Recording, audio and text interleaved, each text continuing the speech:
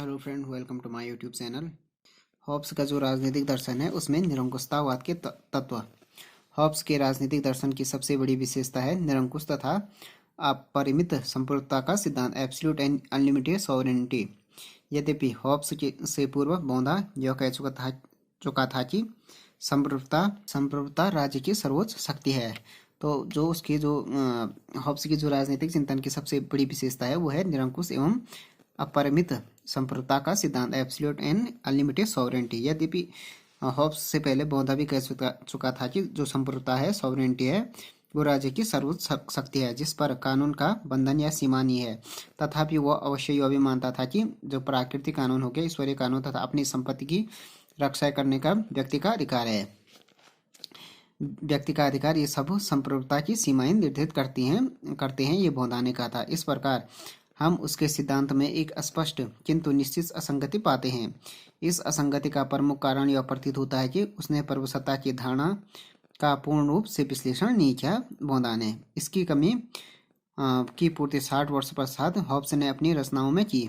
उसने अपनी पुस्तक लेवियाथन में राज्य की निरंकुशतावाद का एक सांगोपांग तथा क्रमबद्ध सिद्धांत विकसित किया और संप्रभु को उन समस्त बाधाओं व सीमाओं से मुक्त कर दिया जो फ्रेंच विचारक बौद्धा ने उस पर लगाई थी।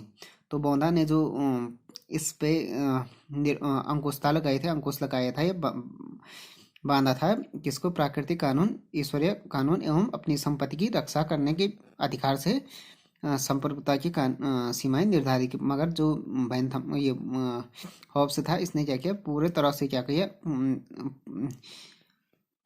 हॉब्स ने अपनी रचनाओं में क्या किया कि इस पर उन समस्त बाधाओं और सीमाओं से मुक्त कर लिया जो बौद्धा ने लगाया था। हॉब्स द्वारा प्रतिपादित सामाजिक समझौते के परिणाम स्वरूप निरंकुश राज्य की उत्पत्ति होती है। प्राकृतिक अवस्था शाश्वत संघर्ष की अवस्था है। जो हॉब्स का जो प्रतिपादित सामाजिक सोशल कॉन्ट्रैक्ट का परिणाम स्वरूप क्या होता है कि राज्य की उत्पत्ति होती है। प्राकृतिक अवस्था शाश्वत संघर्ष की अवस्था थी जिसका अंत करने के लिए लोगों ने एक सामान्य सत्ता की स्थापना पर बल दिया। इसके लिए प्रत्येक व्यक्ति दूसरे व्यक्ति के साथ एक समझौता या अनुबंध करता है। प्रत्येक व्यक्ति इस आशय की शपथ लेता है कि मैं इस व्यक्ति को या व्यक्ति समूह को इस शर्त पर अपना अधिकार देता हूँ तथा स्वयं अपने पर शासन करने के अधिकार का प्रत्याग करता हूँ कि तू भी अपना अधिकार इसी व्यक्ति को देगा और स्वशासन के अधिकार छोड़ देगा। ऐसा करने पर सासा जन समुदाय एक व्यक्ति में संयुक्त हो जाता है। इसे राज्य या कॉमनवेल्थ कहते हैं। हॉब्स के संप्रभुत्व अथवा लेवियाथन की निम्नलिखित विशेषताएं हैं। फर्स्ट विशेषता है ये इसकी लेवियाथन की संप्रभुता क्या है, असीमित है। हॉब्स की संप्रभुता की सबसे प्रमुख विशेषता है उसकी असीमितता। संप्रभुताधारी ईश्वरीय, प्राकृतिक या अन्य किसी भी कानून से बाध्य नहीं होता। राजकीय कानून संप्रभु की आज्ञाएं मात्र है और वह उनसे ऊपर है। संप्रभु क्या है, राज्य के कानून से ऊपर है और ये जो कानून है उसकी संप्रभु की आज्ञा मात्र हैं। उस पर यदि कोई अंकुश और नियंत्रण लगाए तो फिर वह संप्रभु नहीं रह जाता है। इस प्रकार संप्रभुता पूर्णतया असीम एवं निरंकुश है। दूसरा हो गया, संप्रभु समस्त विधेयात्मक कानूनों का स्रोत है। हॉब्स की संप्रभु की एक अन्य विशेषता यह है कि वह समस्त विधेयात्मक कानूनों का स्रोत है। हॉब्स के अनुसार यह शक्ति मात्र संप्रभु में निहित होती है और संप्रभु कानून का व्याख्याता भी है।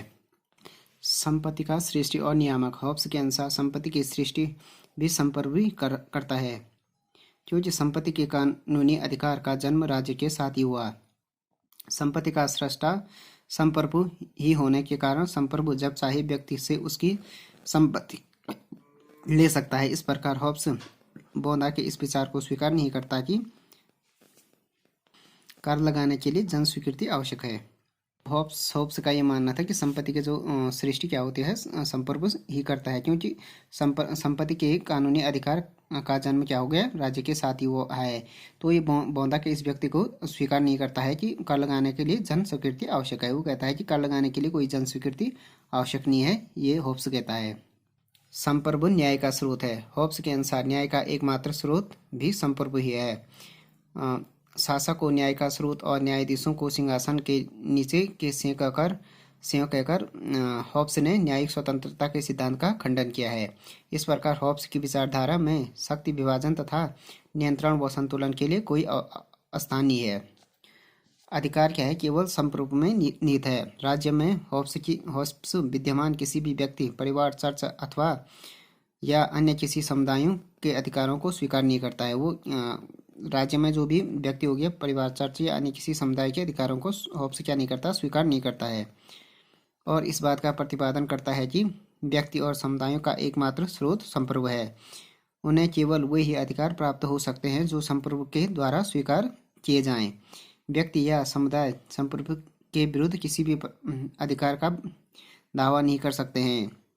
इस संबंध में हॉब्स एक अपवाद अवश्य ही स्वीकार करता है, वह है व्यक्ति की आत्म सुरक्षा का। तो वो कहता है कि कोई भी अधिकार का दावा नहीं कर सकता है संप्रभु के विरुद्ध व्यक्ति। वो सिर्फ ये कहता है आत्मसुरक्षा के अधिकार को छोड़कर कोई भी अधिकार का दावा नहीं कर सकता है।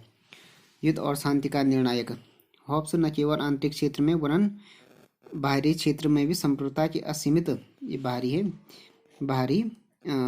बाहरी क्षेत्र में भी असीमितता का प्रतिपादन करता है और उसके अनुसार युद्ध और शांति का एकमात्र निर्णायक संप्रभु है। संप्रभु के द्वारा दूसरे राज्यों के साथ युद्ध हो गया, शांति हो गया या समझौते का मार्ग अपनाया जा सकता है।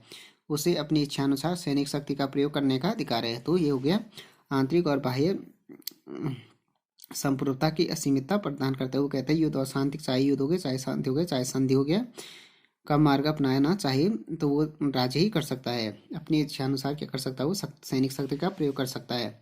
संप्रभुता क्या है? अविभाज्य और अधेय है। हॉब्स के अनुसार संप्रभुता अविभाज्य और अधेय है। संप्रभुता का कोई गुण किसी अन्य को हस्तांतरित नहीं कर सकता है और न किसी अन्य को उसके प्रयोग में भागीदार बना सकता है। और ये हो गया चर्च क्या है? संप्रभु के अधीन है। हॉब्स की विचारधारा में स्वाधीन और स्वतंत्र चर्च के लिए कोई स्थान नहीं है। उसका जो हॉब्स के शब्दों में चर्च ईसाई धर्म में विश्वास रखने वाले व्यक्तियों का एक संघ है जो संप्रभु के अधीन संगठित है और संप्रभु की आज्ञा से ही अपना समझौता कर सकता है। संप्रभु को ही धार्मिक ग्रंथों की व्याख्या करने का अधिकार है। राज्य के अंतर्गत किसी अन्य नियमों की भांति चर्च का भी प्रधान संप्रभु ही होता है। तो जो चर्च है वो भी क्या है? संप्रभुता के अधीन है। तो फ्रेंड्स, ये वीडियो हो गया हॉब्स का जो राज दर्शन है उसमें निरंकुशतावाद के तत्व। Thanks for watching this video. If you like this video please subscribe my channel and like, share and comment on this video.